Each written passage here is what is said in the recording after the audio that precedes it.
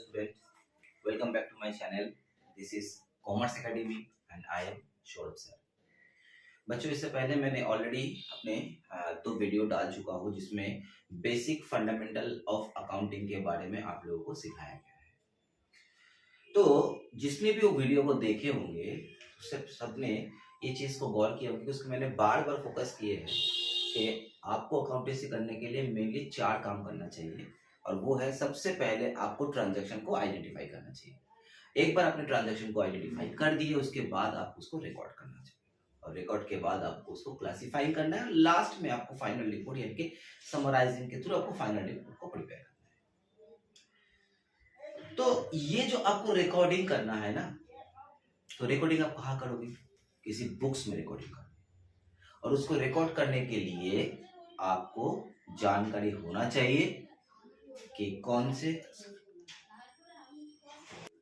तो आज हम लोग उसी डेबिट और क्रेडिट के बारे में बात करेंगे जो अकाउंटेंसी का पहला फाउंडेशन है। मतलब अगर आपको डेबिट और क्रेडिट इन दोनों के बारे में पता हो तो आप लोग कोई भी ट्रांजैक्शन जिसमें मॉनेटरी लेन और देन हो रहा है आप उसको क्लासिफाई कर सकते हो कि कौन सा डेबिट होगा और कौन सा क्रेडिट होगा। तो ये डेबिट और क्रेडिट जो है वो दो तराजू है, आपको टोटल ट्रांजैक्शन को इन दो तराजू में सेग्रीगेट करना है। इससे पहले हम लोग ने मैथमेटिक्स, ज्योमेट्री, ट्रिगोनोमेट्री, अलजेब्रा ये सब करके आए हुए हैं, जहां पे हम लोगों को बहुत सा फॉर्मूलाज रटना पड़ता था। तो अकाउंटेंसी ने आपको इतना फॉर्मूला रटने से सेव कर दिया है, आपको इतना सारा फॉर्मूला को रटना नहीं है। अकाउंटेंसी आपको बस 2 अप्रोचेस सिखाता है, एक है ट्रेडिशनल अप्रोच और एक मॉडर्न अप्रोच। आप जो भी अप्रोच से जाओगे उस अप्रोच से आपको rules of debit and credit पता होना चाहिए। अगर आपने ये डेबिट और क्रेडिट का रूल्स सीख लिए, समझ लिए, तो आप मान लो कि आपने फाउंडेशन लेवल को क्लियर कर दिया, क्योंकि पूरा का पूरा अकाउंटेंसी जो है इसी रूल्स में बंधा हुआ है। लेकिन इसमें बहुत सा फॉर्मूला है नहीं, बस थोड़ा सा कॉन्सेप्चुअल टेक्निक्स। देखो मैं आपको गाइड करता हूं। तो पहले हम जानते हैं कि रूल्स ऑफ डेबिट क्रेडिट में दो जो अप्रोच होता है वो दो अप्रोच का नाम क्या है। एक होता है ट्रेडिशनल अप्रोच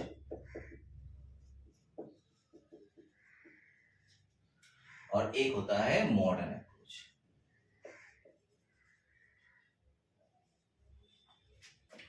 तो यूजुअली हम लोग ट्रेडिशनल अप्रोच को ही फॉलो करते हैं। ऑल ओवर इंडिया में maximum institute, maximum colleges, schools ये लोग ट्रेडिशनल अप्रोच को ही फॉलो करते हैं, क्योंकि बेस्ट अप्रोच है और ये बहुत पुराना अप्रोच है। इवन जब हम लोग भी बच्चे थे, पढ़ाई करते थे, उस समय हम लोग भी ट्रेडिशनल अप्रोच से ही सीखे थे। मॉडर्न अप्रोच को डेवलप किया गया है रिसेंटली बच्चे लोगों की सुविधा के लिए। तो आप जो भी अप्रोच से जाओगे उस अप्रोच से आपको डेबिट और क्रेडिट का रूल्स पता चल जाएगा। तो मेरे ख्याल से अगर हम लोग पहले ट्रेडिशनल अप्रोच सीखते हैं तो बहुत इजी है समझने का, मतलब उसमें कॉन्सेप्ट जो है बहुत बढ़िया कॉन्सेप्ट है, आप अच्छे से समझ पाओगे उसको, और आपको ट्रांजैक्शन को डेबिट और क्रेडिट में पार्टिसिपेट करना बहुत इजी रहेगा। तो आते हैं बच्चों कि हम लोग ट्रेडिशनल अप्रोच से कैसे डेबिट और क्रेडिट को अलग करेंगे। ठीक है, तो ट्रेडिशनल अप्रोच, सबसे पहले हम लोग डेबिट क्रेडिट को ट्रेडिशनली देखते हैं कि जब ये अकाउंटेंसी बना था उस समय किसी भी ट्रांजैक्शन को डेबिट और क्रेडिट में कैसे सेग्रीगेट किया जाता है। ट्रेडिशनल अप्रोच में हमें मान लो कि 3 अलमारी बनाने के लिए कहा गया है। 3 लेवल का 3 अलमारीज है, ठीक है। हर अलमारी का अलग अलग नाम है। पहला अलमारी जिसका नाम पर्सनल अकाउंट है, दूसरी अलमारी जिसका नाम रियल अकाउंट है, और तीसरे अलमारी जिसका नाम नॉमिनल अकाउंट। तो आपको यहां पे बैठना है। जब आपके पास एक ट्रांजैक्शन आएगा, मान लो कि एक ट्रांजैक्शन है, एक इवेंट है जो ट्रांजैक्शन का रूप ले रहा है, अगर आप पहले से उसको आइडेंटिफाई कर लेते हो कि ना ये ट्रांजैक्शन नहीं है, इसमें कोई मैनेजरी इन्वॉल्वमेंट नहीं है, या लेन और देन दोनों ही हो रहा है, ऐसा कोई भी इंगित आपको दे नहीं रहा है, तो आप उसको कंसिडर मत कीजिए।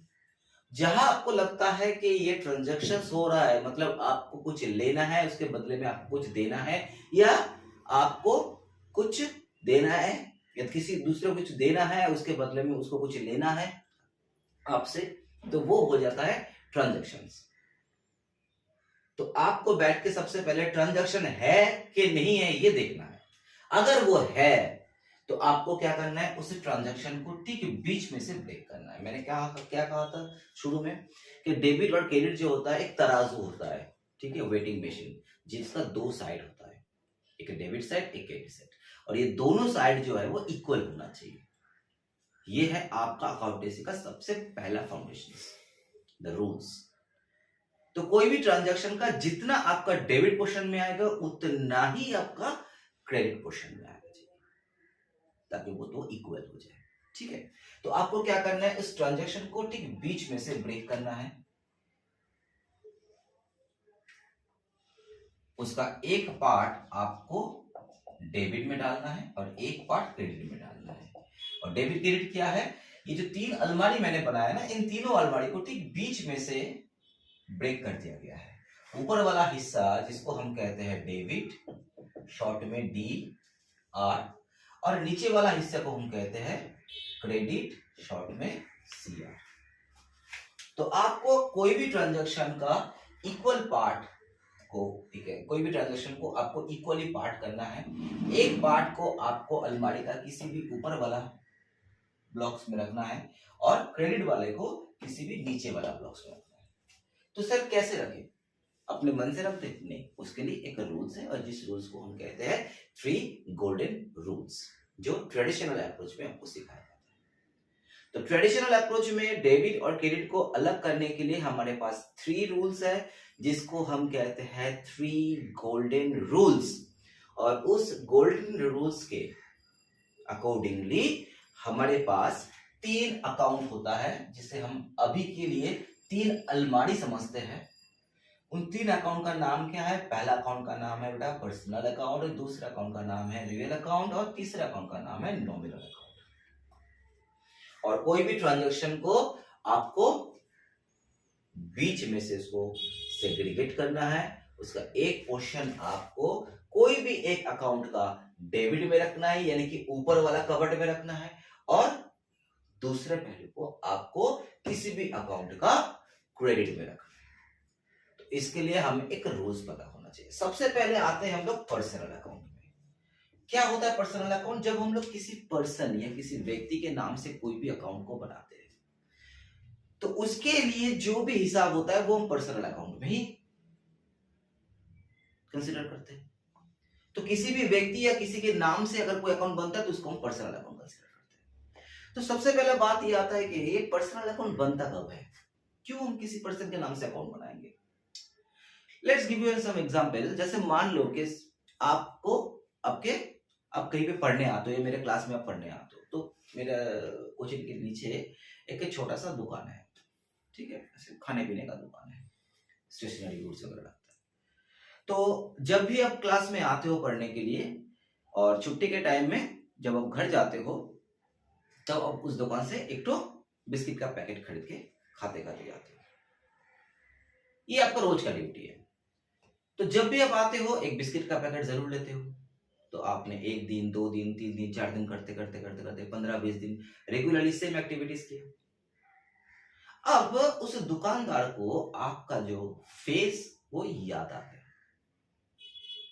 तो जैसे अब उसके दुकान में जाते हो तो उसको पता है कि आपको वो बिस्किट का पैकेट खरीदना है, तो वो क्या करेगा, आपसे पूछेगा भी नहीं आपको क्या चाहिए, तो आपको सीधा एक बिस्किट का पैकेट पकड़ा देगा कि भाई आपका तो यही डिमांड है।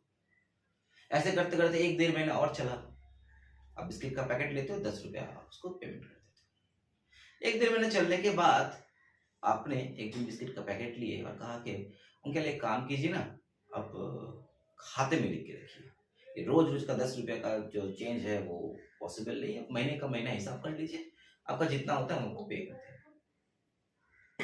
तो उस दुकानदार ने कहा कि ठीक है भाई, चलो तुम्हारा नाम से हम लिख के रखते हैं। तो उसने क्या किया, अपना जो भी रिकॉर्ड्स है उसमें सबसे पहले तुम्हारा नाम पूछा कि भाई तुम्हारा नाम बताओ। तो तुमने अपना नाम बताया, तुम्हारे नाम से उसी दिन के डेट में एक तो बिस्किट का पैकेट लिख दिया। तुम भी क्रॉस अकाउंटिंग के लिए अपने भी कॉपीज में उसके लिए एक तो नाम का अकाउंट बना लोगे कि दिस ग्रोसरी शॉप, और उसमें आज के डेट में आपने एक तो पैकेट बिस्किट लिए, क्योंकि हो सकता है भाई बिजनेसमैन है, कोई भूल चूक हो ही सकता है। अब मान लो कि एक महीने में आपने जितना बिस्किट का पैकेट कंज्यूम किया, आपने 20 बिस्किट का पैकेट कंज्यूम किया, उसने कह दिया कि नहीं आपने तो 22 पैकेट कंज्यूम किए, तो उसके पास भी रिकॉर्ड होना चाहिए, तुम्हारे पास भी रिकॉर्ड होना चाहिए। तो दोनों ने क्या किया, अपने अपने कॉपीज में ऑपोजिट ओपोनेंट के नाम से खाता खोल दिया। इतना दिन से तो तुम उससे बिस्किट ले रहे थे, आज तक कभी नहीं उसने तुम्हारे नाम के ऊपर इंटरेस्ट नहीं लिया कि भाई तुम्हारा नाम क्या है, कहाँ रहते हो, क्या करते हो, कोई भी इंटरेस्ट नहीं लिया। उसके लिए तुम एक आम कस्टमर थे जो आ रहे थे, पैसा दे रहे थे और माल लेके चले जा रहे थे। लेकिन आज से तुम्हारे नाम से उसके बुक्स में खाता चालू हुआ, तो तुम्हारे नाम का जरूरत पड़ गया, उसको खुल गया तुम्हारे नाम से खाता। क्यों? क्योंकि आज से तुमने क्रेडिट में माल लेना चालू कर दिया कि उधारी में आपको माल दीजिए। तो जैसे ही उधारी चालू हो गया तो तुम्हारे नाम से हिसाब बनना चालू हो गया। तो पर्सनल अकाउंट का जन्म इसी तरीके से होता है, जहां पे हम लोग क्रेडिट में ट्रांजैक्शन करते हैं, कैश में नहीं। कैश में माल लोगे तो तुम्हारे नाम से खाता खोलने का जरूरत ही नहीं है। लेकिन जब से तुमने क्रेडिट ट्रांजैक्शन लेना चालू कर दिया, उधारी में माल लेना चालू कर दिया, तब से तुम्हारे नाम से खाता खुल गया और वो पर्सनल अकाउंट पे आ गया। मतलब कोई भी ट्रांजैक्शन ऐसा आए जिसमें मुझे पर्सनल अकाउंट दिखाई दे, तो हम क्या करेंगे, उसको इसी अलमारी में रखेंगे। ठीक है, अब पर्सनल अकाउंट के अकॉर्डिंगली सोचो, मान लो कि मैं वो स्टोर कीपर हूं या शॉपकीपर हूं और तुम मेरे लिए कस्टमर हो। तुम आज मेरे से वो बिस्किट का पैकेट ले रहे हो, तो मेरे अकॉर्डिंगली सोचो, मेरे एंड से देने वाला काम कंप्लीट हो गया कि भाई चलो ये ले लो माल, और तुम्हारे एंड से वो लेने वाला काम कंप्लीट हो गया। अब इसका पैसा कब दोगे? इसका पैसा तुम 1 महीने के बाद दोगे। तो तुम्हारे नाम से मैंने खाता खोल दिया कि भाई ये मेरा कस्टमर है जो 1 महीने के बाद मुझे पैसा देगा, तो 1 महीने तक वो मेरे बुक्स में रिकॉर्ड रहेगा। जब 1 महीने के बाद तुम मुझे वो पैसा देने आओगे कि सर ये लीजिए आपका पैसा, तो उस टाइम 1 महीने के बाद सोचो, उस टाइम तुम मेरे लिए क्या बन जाओगे? तुम्हारे एंड से देना कंप्लीट हो जाएगा और मेरे एंड से लेना कंप्लीट हो जाएगा। तो फर्स्ट मैंने आपको दिया, 1 महीने के बाद आपसे लिया, और तुम फर्स्ट लिए और 1 महीने के बाद मुझे दिए, तो लेन और देन कंप्लीट हो रहा है, लेकिन 1 महीने के बाद हो रहा है। तो पर्सनल अकाउंट के अकॉर्डिंगली सोचो, जैसे मेरे बुक्स में तुम्हारा हिसाब चलेगा, तो वैसे तुम्हारे बुक्स में मेरा हिसाब भी चलेगा। तो जिस दिन आप मेरे से माल परचेस कर रहे हो, उस दिन मैंने आपको माल दे दिया, मतलब मेरे एंड से आप जो है वो रिसीवर हो गए मेरे लिए। मेरे सामने तुम खड़े हो और तुम मेरे से माल ले रहे हो, उसके बदले मुझे कुछ दे नहीं रहे हो, तो मेरे हिसाब से आप मेरे लिए फिलहाल उस दिन के लिए रिसीवर बन गए हो, और तुम्हारे लिए मैं बन गया हूं गिवर। और 1 महीने के बाद जब तुम पैसा देने आओगे, उस समय सोचो तुम मुझे पैसा दोगे और उसके बदले मेरे से कुछ लोगे नहीं उस दिन। तो उस केस में 1 महीने के बाद तुम मेरे लिए क्या बन जाओगे? गिवर, और मैं तुम्हारे लिए क्या बन जाऊंगा? रिसीवर। तो पर्सनल अकाउंट के अकॉर्डिंगली कोई भी एक व्यक्ति या तो वो रिसीवर हो सकता है या तो वो गिवर हो सकता है। तो कोई भी ट्रांजैक्शन में अगर हम देखते हैं कि क्रेडिट ट्रांजैक्शन बन रहा है और उसमें 2% इन्वॉल्व हो रहा है, उसमें 1% रिसीवर हो रहा है, 1% गिवर हो रहा है। जब वो पैसा पेमेंट कर रहा है उस समय 1% रिसीवर हो रहा है, 1% गिवर हो रहा है। तो उसको रिकॉर्ड करने के लिए हम क्या करेंगे, जो भी रिसीवर होगा उसको हम डेबिट में डालेंगे। ठीक है, मतलब ट्रांजैक्शन में अगर तुम्हें देखता है कि मेरा सामने वाला पर्सन तुम्हारे सामने वाला पर्सन अगर रिसीवर है उस समय के लिए तो तुम उसके नाम को डेबिट में डालोगे, अगर तुम्हारे सामने वाला पर्सन गिवर है तो तुम उसको क्रेडिट में डालोगे। तो ये हो गया पर्सनल अकाउंट का फैक्ट, जहां पे हम किसी भी पर्सन के नाम से, इंडिविजुअल पर्सन हो या ग्रुप ऑफ द पर्सन, उसके नाम से हम खाता खोलते हैं। और कब खाता खोलते हैं? जब हम लोग क्रेडिट ट्रांजैक्शन चालू करते हैं। जब तक आप कैश में माल ले रहे हो, कैश में माल दे रहे हो, तो उसमें आपको खाता खोलने का जरूरत नहीं पड़ता। लेकिन जैसे ही खाता चालू हो गया वैसे ही रिसीवर और गिवर का कॉन्सेप्ट आ गया। आपके सामने वाला पर्सन या तो वो रिसीवर होगा या तो वो गिवर होगा। ठीक है बेटा। नेक्स्ट अकाउंट में आते हैं। दूसरा अकाउंट का नाम है रियल अकाउंट। रियल अकाउंट का मतलब होता है जहां पे हम लोग अपने एसेट को क्लासिफाई करते हैं। मतलब जिस ट्रांजैक्शन में आप कोई एसेट्स को परचेस करते हो या एसेट्स को आप डिस्पोज करते हो, तो उसके हिसाब हम लोग रियल अकाउंट में मेंटेन करते हैं। एसेट, इसका डेफिनेशन मैंने आपको ऑलरेडी लास्ट वीडियो में दे चुका हूं। एसेट का मतलब होता है हर वो चीज हम परचेस करते हैं सेल करने के लिए नहीं, बेचने के लिए नहीं, उसको फ्यूचर में लॉन्ग टर्म यूज करने के लिए, तो वो होता है हमारा एसेट्स। या नेचर में जो भी चीज हमको फ्यूचर में कोई भी बेनिफिट देगा वो मेरे लिए बन जाता है एसेट्स। तो मान लो आपने कोई फर्नीचर खरीद लिया तो आपके लिए वो फर्नीचर एसेट्स हो गया, क्योंकि आपको उसे यूज करना है। जब मान लो कि वो फर्नीचर आपको बेचना है, डिस्पोज करना है, नॉट एज अ प्रोडक्ट, क्योंकि फर्नीचर बेचना आपका ड्यूटी नहीं है। आपका मेन काम क्या है? आप मान लो फूड आइटम बेचते हो, तो उसमें आपने एक फर्नीचर खरीद लिया, लेकिन वो फर्नीचर जो है आपको सूट नहीं किया, वो चल नहीं रहा है, तो आपको क्या करोगे उसको रख के? भाई इसको अगर हम बेच सकते हैं तो चलो बेच के नया फर्नीचर मंगवाएंगे। तो फर्नीचर आप खरीद भी सकते हो जरूरत पड़े तो, और उसको आप बेच भी सकते हो अगर वो जरूरत ना पड़े। तो जो भी आपको एसेट के साथ करना है उसे आपको रियल अकाउंट में आइडेंटिफाई करना है। तो रियल अकाउंट में क्या होगा? या तो आप एसेट खरीद के लाओगे, मतलब आपके घर में या तो एसेट घुसेगा, या तो आपका एसेट धीरे धीरे कम हो जाएगा, या आपका एसेट बिक्री हो जाएगा, है ना। या तो आपने फर्नीचर खरीद के लाए तो आपके घर में फर्नीचर इन हुआ, अगर आपको सूट नहीं किया फर्नीचर को आउट कर दिए, भाई हमको ये चल नहीं रहा, हम उसको बेच दे रहे। या आपका फर्नीचर किसी कारण से एक्सीडेंटली हो या किसी भी कारण से हो, कोई भी एसेट आपका डेटोरेट हो जाता है, मतलब एसेट का वैल्यू जो है वो धीरे धीरे खत्म हो जाता है, तो वो भी तो एसेट का आउट ही समझा जाता है ना। तो अगर आपने कोई एसेट्स खरीद लिया, मतलब आपने अगर एसेट को इन करवाया अपने घर में, व्हाट्स कम्स इन, या बोल सकते हो एसेट्स जब आपका प्लस होता है, या आपका एसेट जब इन करता है आपके घर में, तो आप उसको डेबिट कर दो। तो अगर ऐसा ट्रांजैक्शन है जिसमें आपका एसेट घर में इन हो रहा है तो सीधा आप उसको डेबिट कर दो। और क्रेडिट कब करोगे? जब व्हाट्स गोस आउट, यानी कि बोल सकते हो जब एसेट्स हमारा रिड्यूस हो जाता है। रिड्यूस किस कारण से होता है? या तो वो एसेट्स डेप्रिशिएट होता है, मतलब आपको एसेट को आप जितना यूज करोगे वो धीरे धीरे अपना वैल्यू को खो देता है, डिटोरेट कर जाता है, या तो आपका एसेट एक्सीडेंटली लॉस हो जा रहा है, या तो आपका एसेट चोरी हो जा रहा है, या आप अपने एसेट को बेच दे रहे हैं। कोई भी केस में जैसे ही आपका एसेट का वैल्यू रिड्यूस होता जाएगा आप उसको सैंक्शन क्रेडिट कर दोगे। ठीक है। थर्ड अकाउंट आता है नॉमिनल अकाउंट। नॉमिनल अकाउंट का मतलब होता है बिजनेस जिस काम के लिए मार्केट में आया हुआ है। बिजनेस का भाई दो ही काम है, एक्सपेंसेस करो और इनकम करो। एक्सपेंसेस करो और इनकम करो। लास्ट लेक्चर में मैंने ऑलरेडी एक्सपेंसेस और इनकम के बारे में बात कर चुका हूं कि आपको रोज खर्चा करना है और अर्न करना है, खर्चा करना है और अर्न करना है। जिस दिन आपका अर्निंग आपके खर्चे से एक्सेस हो जाएगा उस दिन आपको प्रॉफिट मिलेगा, और जिस दिन आपका अर्निंग आपका एक्सपेंसेस से कम हो जाएगा तो आपको लॉस सफर करना पड़ेगा। ठीक है। तो बिजनेस का मेन दो ही काम होता है, एक्सपेंसेस करो और अर्निंग करो। तो बिजनेस जिस काम के लिए रेगुलरली नॉर्मली जिस काम के लिए आया है वो उसका नॉमिनल अकाउंट में क्लासिफाई हो जाता है। यानी कि अगर आप किसी ट्रांजैक्शन में एक्सपेंसेस करते हो या आपको कोई लॉसेस होता है तो आप उसको डेबिट में रखोगे, और अगर आप इनकम करते हो या आपको कोई भी प्रॉफिट्स या गेन होता है तो आप उसको क्रेडिट करोगे।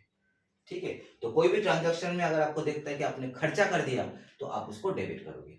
अगर आपको लगता है कि किसी ट्रांजैक्शन में मुझे कुछ इनकम हो रहा है, कुछ अर्निंग हो रहा है, तो आप उसको क्रेडिट कर दोगे। तो आपको बैठना है यहाँ पे, और कोई भी ट्रांजैक्शन को आपको क्लासिफाई करना है डेबिट और क्रेडिट में बाय दिस रूल। आपको इस रूल को याद रखना है।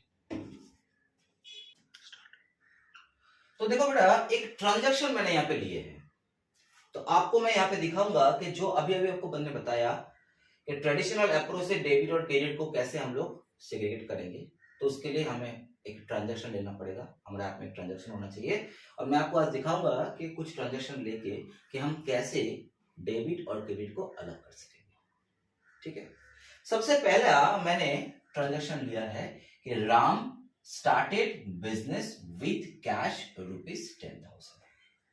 राम जो कि बिजनेस का ओनर है, उसने अपना बिजनेस को स्टार्ट किया कैश में से 10,000 से कैश देके अपने बिजनेस को रन किया।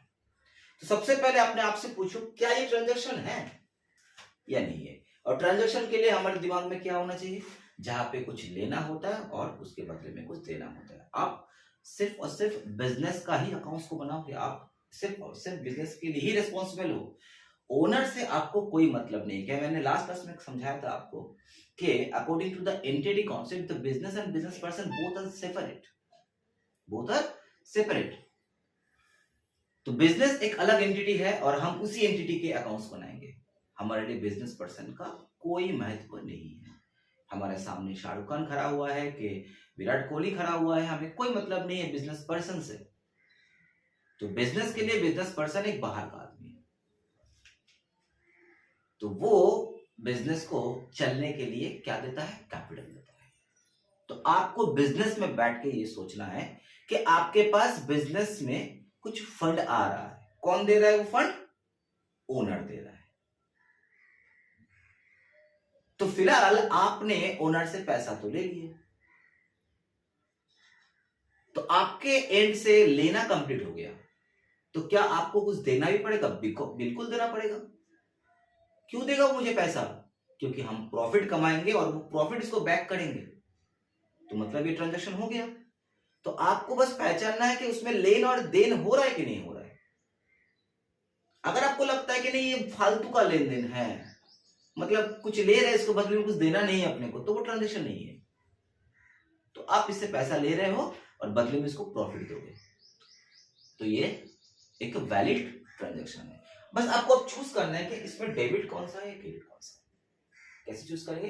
पहले तो इसमें दो अकाउंट को सिलेक्ट करना है, इसमें कौन से दो अकाउंट को हिट किया जा रहा है। सबसे पहले देखो यहाँ पे है राम ने बिजनेस को स्टार्ट किया, तो राम कौन है? ओनर। और मैंने क्या कहा था? ओनर जब भी कुछ भी बिजनेस को देता है तो हम उसको कैपिटल बुलाते हैं, मतलब ओनर का नाम लेके नहीं बुलाते हम। तो ओनर का दो चेहरा होता है। जब ओनर बिजनेस को कुछ देता है तो बिजनेस के पॉइंट ऑफ व्यू से ओनर बन जाता है कैपिटल, और जब ओनर बिजनेस से कुछ लेता है तब वही ओनर बन जाता है ड्रॉइंग्स। तो ओनर का दो चेहरा होता है, जब वो देता है तब उसका नाम होता है कैपिटल, जब वो लेता है तब उसका नाम होता है ड्रॉइंग्स। तो फिलहाल ओनर बिजनेस को पैसा दे रहा है, मतलब एक आपका कैपिटल अकाउंट बन जाएगा, उसको हिट करेगा, और वो बिजनेस को क्या दे रहा है? कैश दे रहा है। तो एक कैपिटल अकाउंट और एक कैश अकाउंट, दो अकाउंट आपने चूज कर लिया कि भाई ये दो अकाउंट में जाएगा। अब ये दो अकाउंट, ये तीनों अलमारी में से कोई ना कोई एक अलमारी में आएगा, क्योंकि मैंने आपको पहले कहा था कि हम लोग यहाँ पे तीन अलमारी बना लेते हैं, और ट्रांजैक्शन को हम क्या करेंगे? बीच में से डिवाइड करेंगे, और जितना पोर्शन हम डेबिट में रखेंगे उतना ही पोर्शन हमें क्रेडिट में रखना है। तो अब देखो तो बेटा कैसे करते हैं। सबसे पहले आते हैं कैपिटल अकाउंट में। तो कैपिटल क्या है? ये पर्सनल अकाउंट है कि ये रियल अकाउंट है कि ये नॉमिनल अकाउंट है, मतलब ये जो फाइल है, ये फाइल कौन से अलमारी में जाएगा। तो पहले देखते हैं कैपिटल अकाउंट पर्सनल है कि रियल है कि नॉमिनल है। देखो कैपिटल अकाउंट एक पर्सनल अकाउंट है। क्यों? क्योंकि मैंने क्या कहा था, किसी के नाम से जब हम अकाउंट बनाते हैं, और अभी थोड़ी देर पहले मैंने कहा कि ओनर का दो चेहरा होता है, जब वो देता है तब उसका नाम बन जाता है कैपिटल, जब वो लेता है तब उसका नाम बन जाता है ड्रॉइंग्स।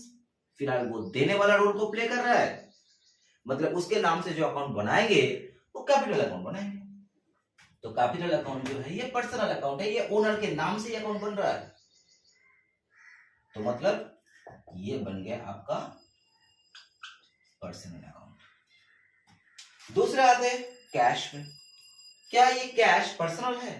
किसी नाम आदमी का नाम आप सुने हो कैश? नहीं ना, तो ये पर्सनल अकाउंट नहीं हो सकता। क्या ये रियल अकाउंट है? क्या ये एसेट्स है? एसेट का डेफिनेशन क्या है? एसेट का डेफिनेशन नॉट ओनली कि आप कोई मशीनरी खरीदते हो, आप कोई फर्नीचर खरीदते हो जो आपको लॉन्ग टर्म यूटिलिटी देगा, नॉट ओनली दैट, एसेट वो चीज भी होता है जो आपको फ्यूचर में बेनिफिट देगा। तो कैश एक ऐसा चीज है जो आपको फ्यूचर में बेनिफिट देगा। अगर आपके पास कैश है तो आप सोच सकते हो हम कल ये खरीद सकते हैं, परसों वो खरीद सकता है, मतलब ये कैश आपको फ्यूचर में बेनिफिट देगा। जब तक वो घर में पड़ा हुआ तब तक वो कागज का रद्दी है, जब उसको आप काम में लगाओगे तो वो एसेट बन जाएगा। आप उसको उस तरह की सोचो कि इस पैसे को हम यूज कर सकते हैं फ्यूचर में, तो वो आपके लिए एसेट बन जाएगा। तो मतलब ये रियल अकाउंट में आता है। तो कैश बन गया आपका रियल अकाउंट। ठीक है, तो आप इतना तो पता चल गया कि एक ट्रांजैक्शन का अब हमारे पास दो अकाउंट हो गया, एक कैपिटल और एक कैश, जिसमें एक पर्सनल वाला अलमारी में जाएगा, एक रियल वाला अलमारी में जाएगा। अब आपको डेबिट और क्रेडिट चूज करना है। कैसे चूज करना है?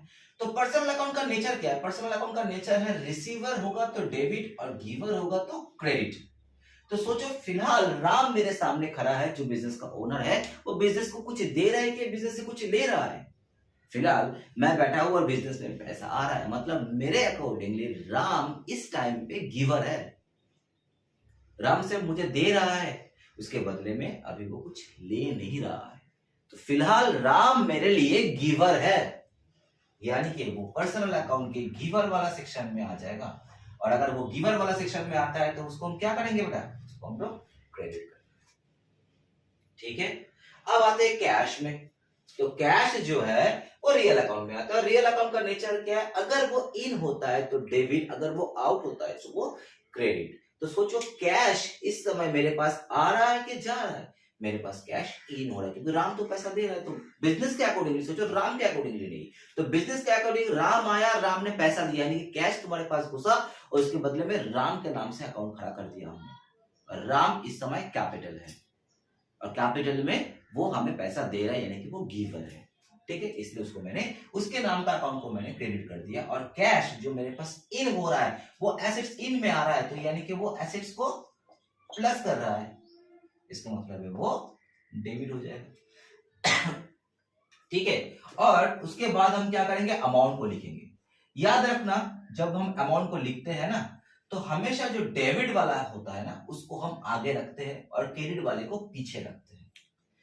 ठीक है, ये अभी से आदत डालना चालू कर दो, क्योंकि इसके बाद जब हम लोग बुक्स और अकाउंट्स को बनाएंगे, उसमें जनरल एंट्रीज को पास करवाएंगे, उस केस में आपको ये आदत होना चाहिए कि डेबिट हमेशा पहला वाला कॉलम में आता है, क्रेडिट हमेशा नेक्स्ट वाला कॉलम में आता है। इसलिए आप जब भी अभी से ट्रांजैक्शन को आइडेंटिफाई करना सीखोगे ना, उसी टाइम से आप लोग ये जान लो कि डेबिट जो है वो सामने रहता है और क्रेडिट जो है वो नेक्स्ट लाइन में पीछे रहता है। फिलहाल यहाँ पे आपको डेबिट ऊपर क्रेडिट नीचे रखने का जरूरत नहीं है। यहाँ पे आपको सिर्फ चूज करना है कि कौन सा डेबिट हो रहा है, कौन सा क्रेडिट हो रहा है।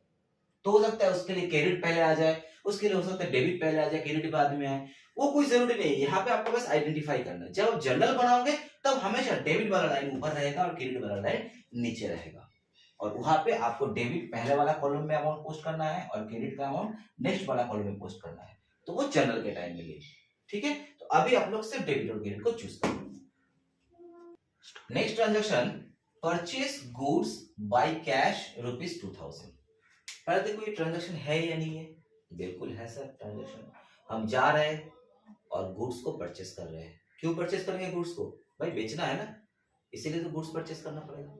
तो गुड्स का मतलब मैंने ऑलरेडी समझा दिए थे। गुड्स का मतलब होता है प्रोडक्ट, और प्रोडक्ट को जब हम परचेस करते हैं तब उसको हम परचेस बोलते हैं।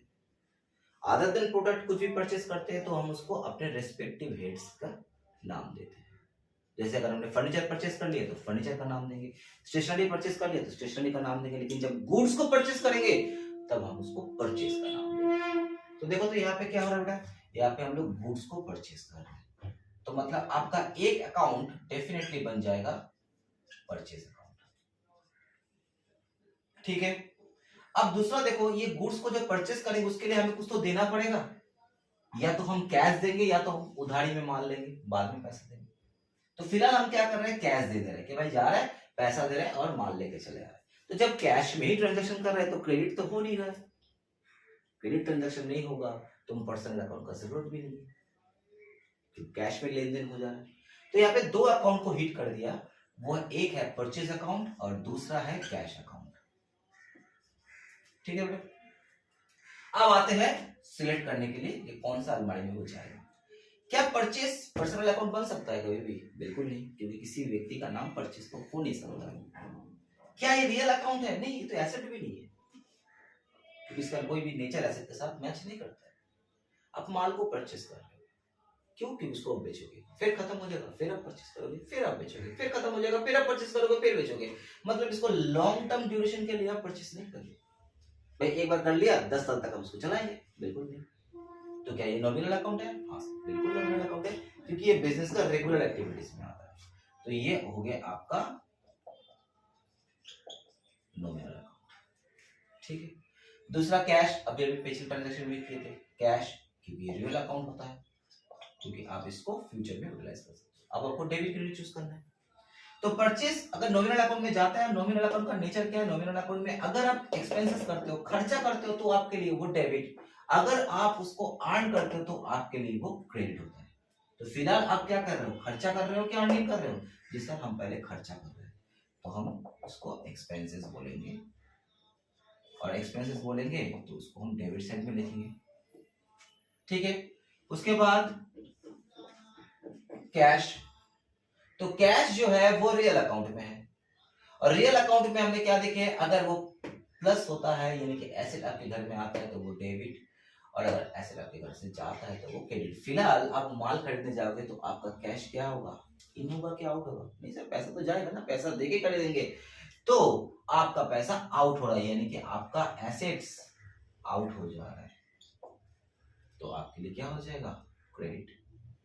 तो 2000 आपका डेबिट में आ जाएगा, 2000 आपका क्रेडिट में आ जाएगा। तो इस रूल्स को ऐसे ही डिजाइन किया गया है कि एक ट्रांजैक्शन का अगर एक पोर्शन डेबिट में होता है तो दूसरा पोर्शन ऑटोमेटिकली क्रेडिट में आ जाएगा। इस रूल को वैसे ही डिजाइन किया गया है। तो देख पा रहे तुम पिछले ट्रांजैक्शन में भी देखे थे कि हमने कैश अकाउंट को डेबिट करवाया था, तो credit capital account automatically credit हो रहा था बाय नेचर। यहाँ पर भी मेरा परचेज अकाउंट डेबिट हो रहा है, तो कैश अकाउंट मेरे लिए क्रेडिट हो रहा है automatic by nature. Number 3, purchase furniture ₹1000 from Ravi on credit. अब हम लोग खरीद रहे हैं, लेकिन गुड्स नहीं खरीद रहे। क्या खरीद रहे? उसके बदले में फर्नीचर खरीद रहे। तो अगर हम फर्नीचर का डीलर होंगे तो फर्नीचर मेरे लिए गुड्स है, लेकिन अगर हम नॉन फर्नीचर का डीलर है तो फर्नीचर हमारे लिए एसेट्स है, क्योंकि वो हमें लॉन्ग टर्म बेनिफिट देगा। आ जाते ट्रांजैक्शन में। पहले देखो कि ट्रांजैक्शन है या नहीं है। बिल्कुल है सर, क्योंकि फर्नीचर खरीद रहे हैं और उसके बदले में हम पैसा देंगे। हो सकता है पैसा अभी ना दे, क्योंकि हम क्रेडिट में खरीद रहे हैं, 1 महीने के बाद दे, 2 महीने के बाद दे, लेकिन देंगे जरूर। तो ये ट्रांजैक्शन ही हो रहा है, तो ये ट्रांजैक्शन है, मतलब इसको हमें आइडेंटिफाई करना है, उसके बाद इसको हमको रिकॉर्ड करना है। तो यहाँ पे देखो तो कौन सा अकाउंट को हिट कर रहे हैं। एक तो हम फर्नीचर परचेस कर रहे हैं, तो क्या हम इसको परचेज अकाउंट बोल सकते हैं? बिल्कुल नहीं बोल सकते, क्योंकि परचेस में से गुड्स परचेज ही आता है। अदर देन गुड्स हम उसके रेस्पेक्टिव नाम देते हैं। तो हम यहाँ पे क्या परचेस कर रहे हैं? फर्नीचर परचेस कर रहे हैं, तो ये यहाँ पे फर्नीचर अकाउंट को हिट करेगा। दूसरा, हम क्या फर्नीचर कैश में खरीद रहे हैं? कोई भी चीज खरीदते हैं तो या तो वो कैश में खरीदेंगे या तो वो क्रेडिट में खरीदेंगे। तो देखो हम यहाँ पे क्रेडिट में खरीद रहे हैं, है ना। तो क्रेडिट में खरीदेंगे तो पैसा नहीं देंगे, तो उसके नाम से हमें हिसाब बनाना पड़ेगा, उसके नाम से खाता खोलना पड़ेगा। उसका नाम क्या है? रवि है। अगर यहाँ पे नाम नहीं दिया रहता तो हम शायद इसको क्रेडिटर्स बोलते, क्योंकि मैंने लास्ट वीडियो में कहा था, जहां पे मैं कुछ टर्म्स के बारे में बता रहा था, उसमें मैंने बताया था कि जिससे भी हम कुछ खरीदते हैं उसको हम क्रेडिटर्स बोलते हैं। खास करके जब हम लोग गुड्स खरीदते हैं क्रेडिट में तो उसको हम सैलरी क्रेडिटर्स बोलते हैं, और गुड्स छोड़ के अगर कोई भी चीज क्रेडिट में खरीदते हैं तो हम उसको रिस्पेक्टिव उसी हेड्स का क्रेडिटर कहते हैं। जैसे अगर एसेट के लिए कोई क्रेडिटर बनता है तो क्रेडिटर फॉर एसेट बोलते थे उसको। अगर स्टेशनरी के लिए बनता है कोई क्रेडिटर तो क्रेडिटर फॉर स्टेशनरी बोलते हैं, और अगर नाम दिया रहता है तो नाम से उसको मेंशन करेंगे। ठीक है, तो यहाँ पे नाम दिया है तो दूसरा अकाउंट हो जाएगा रवि अकाउंट। तो एक फर्नीचर अकाउंट, एक रवि अकाउंट। तो एक फर्नीचर अकाउंट हो गया और दूसरा हो गया रवि अकाउंट। अब हम क्या करेंगे, इसके अलमारी को चूज करेंगे। तो फर्नीचर, क्या ये पर्सनल अकाउंट है? बिल्कुल नहीं, किसी का नाम नहीं हो सकता ये। तो क्या ये रियल अकाउंट है? बिल्कुल सर ये रियल अकाउंट है, क्योंकि ये एसेट्स है और एसेट्स हमें लॉन्ग टर्म बेनिफिट देगा। Very good. तो अगर ये रियल अकाउंट है तो रवि कौन से अकाउंट में आएगा? किसी के नाम से अकाउंट बनेगा तो वो पर्सनल अकाउंट। Very good. अब चूज करना है डेबिट और क्रेडिट को। रियल अकाउंट का नेचर क्या है? रियल अकाउंट पे अगर एसेट आपके घर में घुसता है या एसेट का वैल्यू प्लस होता है तो आपके लिए डेबिट, अगर रिड्यूस होता है या कम हो जाता है या आउट हो जाता है तो आपके लिए क्रेडिट। फिलहाल हमारे लिए फर्नीचर इन हो रहा है तो हमारे लिए ये एसेट प्लस हो रहा है, यानी कि एसेट्स इन हो रहा है तो ये डेबिट में आएगा। और डेबिट में आएगा तो इसका अमाउंट भी पहले ही आएगा। उल्टा देखो, रवि इस केस में मेरे लिए पर्सनल अकाउंट है। पर्सनल अकाउंट का नेचर क्या है? पर्सनल अकाउंट यानी कि मेरे सामने वाला जो आदमी खड़ा हुआ है या तो वो मेरे लिए रिसीवर होगा या तो वो मेरे लिए गिवर होगा। फिलहाल रवि मुझे फर्नीचर दे रहा है, दैट मीन्स वो हमारे लिए इस समय केवल गिवर है। तो उसको हम क्या करेंगे? गिवर में रखेंगे और उसके खाते को क्रेडिट करेंगे फिलहाल। तो अमाउंट भी जो है वो क्रेडिट में ही है। तो देखो, एक डेबिट हो रहा है तो बाय डिफॉल्ट दूसरा वाला क्रेडिट हो रहा है, क्योंकि ये रूल्स ही ऐसा है, डिजाइन किया गया है इसको कि एक डेबिट होगा तो ऑटोमेटिकली दूसरा क्रेडिट हो जाएगा, या एक क्रेडिट होगा तो ऑटोमेटिकली दूसरा डेबिट हो जाएगा।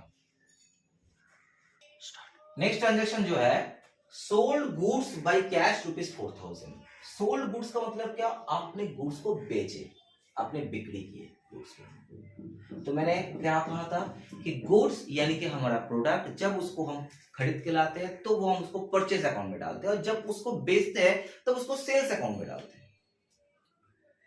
अदर देन गुड्स कुछ भी खरीदते हैं तो वो रिस्पेक्टिव हेड्स में आता है। तो फिलहाल यहाँ पे हम गुड्स को बेच रहे हैं तो यानी कि हमारे लिए सेल्स अकाउंट को हिट कर रहे हैं। तो आपका एक अकाउंट हो गया सेल्स अकाउंट। तो सेल जो करोगे तो वो या तो कैश में करोगे तो क्रेडिट में करोगे। तो यहाँ पे देखो, सेल जो है हो रहा है वो कैश में हो रहा है, यानी कि दूसरा अकाउंट आपका हिट कर रहा है कैश अकाउंट। अब अलमारी चूज करते हैं। तो क्या सेल पर्सनल है? बिल्कुल नहीं। क्या रियल है? ना, बिल्कुल भी नहीं, एसेट तो है नहीं है। तो ये नॉमिनल अकाउंट के बिजनेस का रेगुलर काम में आता है ये, तो ये नॉमिनल अकाउंट है। और कैश हम लोग बार बार किए हैं, कैश जो है वो रियल अकाउंट में फॉल करते हैं। अब नॉमिनल अकाउंट का नेचर देखो, अगर एक्सपेंस करते हो तो डेबिट, अगर इनकम करते हो या प्रॉफिट करते हो तो वो क्रेडिट। तो फिलहाल सेल कर रहे हैं तो यानी कि हम इनकम कर रहे हैं, कुछ अर्न कर रहे हैं, तो वो इनकम हो जा रहा है, यानी कि वो क्रेडिट हो रहा है। क्रेडिट हो रहा है तो उसका अमाउंट सेकंड वाला कॉलम में आएगा 4000। दूसरा कैश, बेच रहे माल, उसके बदले में मुझे कैश मिल रहा है। तो कैश के बदले में अगर हम क्रेडिट में सेल करते तो शायद उसका नाम लिख देते, तब पर्सनल अकाउंट बन जाता। लेकिन फिलहाल कैश में मेरे पास पैसा आ रहा है, तो रियल अकाउंट में मेरा एसेट क्या हो रहा है? मेरा एसेट जो है वो इन हो रहा है, यानी कि वो डेबिट हो रहा है 4000 से। तो देखो, कोई भी एक अकाउंट डेबिट होता है तो ऑटोमेटिकली दूसरा अकाउंट क्रेडिट भी हो जाता है। स्टार्ट। देखो, और एक ट्रांजैक्शन मैंने लिखे है कि हम यहाँ पे रेट को पेड कर रहे हैं 1000 रुपीज का, और इलेक्ट्रिसिटी को पेमेंट कर रहे हैं 500 रुपीज का कैश में। ठीक है, तो ये क्या ट्रांजैक्शन है? बिल्कुल सही ट्रांजैक्शन है। बिजनेस कर रहे हैं और उसमें एक्सपेंसेस को पेमेंट करना है, तो हमारे ट्रांजैक्शन हो जाएगा, क्योंकि हम उन लोगों से सर्विस लिए हैं और उसके बदले में मुझे उसका पैसा पेमेंट करना है। तो बिजनेस करने के लिए ये जो है ये एक रेगुलर एक्सपेंस है। तो एक चीज देखो, यहाँ पे मैं दो चीज को एक साथ पेमेंट कर रहा हूं। अभी तक जो 4 एग्जाम्पल मैंने करवाया था उसे हम कहते हैं सिंगल एंट्रीज, यानी कि जहां पे आपको एक डेबिट और एक क्रेडिट को चूज करना पड़ेगा। लेकिन जो एग्जाम्पल अभी हम दे रहे हैं उसको हम कहते हैं कंपाउंड एंट्रीज। कंपाउंड एंट्री मतलब जहां पे मल्टीपल डेबिट सिंगल क्रेडिट, या सिंगल डेबिट मल्टीपल क्रेडिट, इस तरीके का तुम्हारा अकाउंट को हिट करेगा। लेकिन इतना याद रखो, जितना मेरा डेबिट होगा उतना ही मेरा क्रेडिट होगा। ठीक है, जैसे आप मान लो कि आप वेटिंग मशीन में सब्जी खरीदने के लिए गए, ठीक है, मान लो कि आपका भिंडी और गाजर एक ही प्राइस का है, ठीक है, तो तुम इस तरह से भी कर सकते हो कि पहले भिंडी वेट कर लो आधा किलो, फिर गाजर वेट कर लो आधा किलो, या तो अब भिंडी गाजर को एक साथ मिक्स करके भी आप बोल सकते हो कि भाई मेरे को 1 किलो दे दो। तो उसमें क्या होगा ना, हो सकता है आपका गाजर कम हो, गाजर आपको 400 ग्राम मिले, भिंडी 600 ग्राम मिले, या उल्टा भी हो सकता है आपको भिंडी 400 ग्राम मिले, गाजर 600 ग्राम मिले, लेकिन टोटल जो है वो 1 किलो ही होगा। तो आप मल्टीपल डेबिट सिंगल क्रेडिट करो या मल्टीपल क्रेडिट सिंगल डेबिट करो, आपके लिए डेबिट जितना क्रेडिट उतना ही होगा। तो यहाँ पे देखो हम दो एक्सपेंसेस को पेमेंट कर रहे हैं, एक रेंट और एक इलेक्ट्रिसिटी एक्सपेंसेस। तो एक तो हो जाएगा रेंट अकाउंट, एक हो जाएगा इलेक्ट्रिसिटी अकाउंट, ठीक है। और इसको हम लोग पेड कर रहे हैं ना, पेड वाला वर्ड लिखा हुआ है, कैश में पेड कर रहे हैं, तो यानी कि एक हो जाएगा आपका कैश अकाउंट, ठीक है। तो अब हम क्या करेंगे, इसके अलमारी को चूज करेंगे। तो रेंट जो है या इलेक्ट्रिसिटी जो है, क्या ये पर्सनल अकाउंट है? ना सर, ये पर्सनल बिल्कुल ही नहीं है। क्या ये रियल है? बिल्कुल नहीं, रियल भी नहीं है। तो क्या ये नॉमिनल अकाउंट है? हाँ, नॉमिनल अकाउंट है, क्योंकि ये रेगुलर का एक्सपेंसेस है, तो ये नॉमिनल अकाउंट में जाएगा। इलेक्ट्रिसिटी भी नॉमिनल अकाउंट में जाएगा, क्योंकि दोनों का दोनों ही मेरे लिए खर्चा है। कैश वो मेरे लिए रियल अकाउंट में जाएगा, ठीक है। अच्छा, तो अब नॉमिनल अकाउंट का नेचर क्या है बेटा? नॉमिनल अकाउंट का नेचर है, अगर एक्सपेंसेस करते हैं वो डेबिट, इनकम करते हैं तो मेरे लिए वो क्रेडिट है। तो देखो, रेंट हो, इलेक्ट्रिसिटी हो, इसे हम पेमेंट कर रहे हैं क्योंकि मेरे लिए खर्चा है, मेरे लिए एक्सपेंसेस है। Both are my expenses. और एक्सपेंसेस का नेचर क्या होता है कि वो हमेशा डेबिट होगा। तो रेंट मैंने कितना पेमेंट किया? रेंट मैंने 1000 रुपया पेमेंट कर दिया, और इलेक्ट्रिसिटी मैंने 500 रुपया पेमेंट कर दिया। तो टोटल पेमेंट कितना किया मैंने? टोटल पेमेंट मैंने 1500 का किया। तो अब कैश के अकॉर्डिंगली सोचो, कैश मेरे रियल अकाउंट में आ रहा है और कैश मेरे पास से चला जा रहा है, यानी कि मेरे लिए एसेट्स आउट हो रहा है। कितना एसेट्स आउट हो रहा है? मेरे लिए टोटल 1500 का एसेट्स आउट हो रहा है। तो एसेट्स आउट होता है तो वो क्रेडिट में आएगा। और टोटल कितना पैसा दे रहे हो? 1000 रुपया आप लैंडलॉर्ड को दे रहे हो, 500 रुपया इलेक्ट्रिसिटी के लिए दे रहे हो, तो टोटल आपने 1500 रुपया खर्चा कर दिया। टोटल 1500 का आपका एसेट्स आउट हो जाएगा। तो यहाँ पे हमने 5 एग्जाम्पल किए, उससे आप मोटा मोटी समझ चुके हो कि डेबिट और क्रेडिट को मेंटेन करना कितना इजी है। कोई भी ट्रांजैक्शन में जितना पोर्शन आपका डेबिट होगा, आपका सेम पोर्शन ही क्रेडिट में आएगा, उतना ही वैल्यू क्रेडिट में आएगा।